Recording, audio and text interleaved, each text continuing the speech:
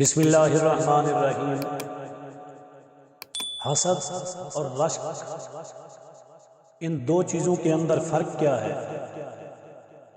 کون سی چیز جائز ہے اور کون سی چیز ناجائز ہے؟ پہلے ہم حسد کو سمجھ لیتے ہیں۔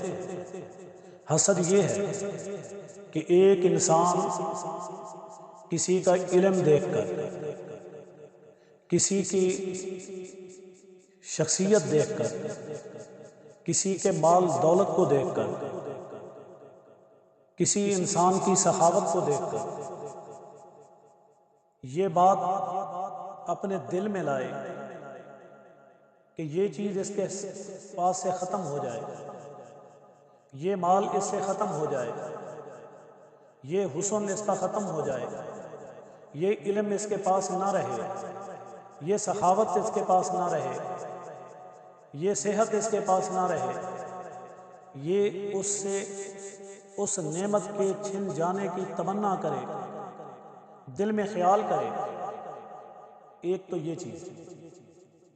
حسد کی دوسری قسم یہ ہے، وہ یہ کہے کہ یہ چیز اس کے پاس نہ رہے، میرے پاس آ جائے، یہ حسن اس کے پاس نہ ہو، یہ علم اس کے پاس نہ ہو، یہ دولت اس کے پاس نہ ہو، یہ زمین اس کے پاس نہ ہو۔ الغرض کہ جو چیز نعمت میں شامل ہے وہ یہ تمنا کرے کہ اس سے چھن جائے، اس کے پاس سے ختم ہو جائے، اس کا نقصان ہو جائے اور مجھے مل جائے۔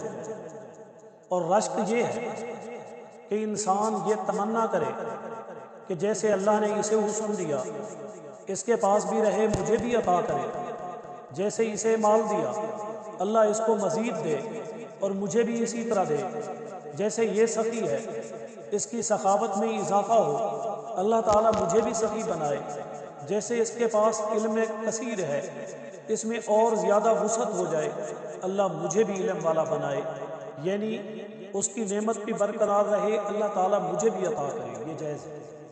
اس سے اللہ تعالیٰ چھین لے اور مجھے دے دے، یہ ناجائز ہے، حرام ہے۔ اور اس سے چھین لے، چاہے مجھے دے نہ دے، مجھے ملے نہ ملے، اس کے پاس نہ رہے، یہ کبھی ہے، حرام ہے۔ اللہ تعالیٰ نے حسد سے محفوظ فرمائے اور رشک کرنے والا بنائے۔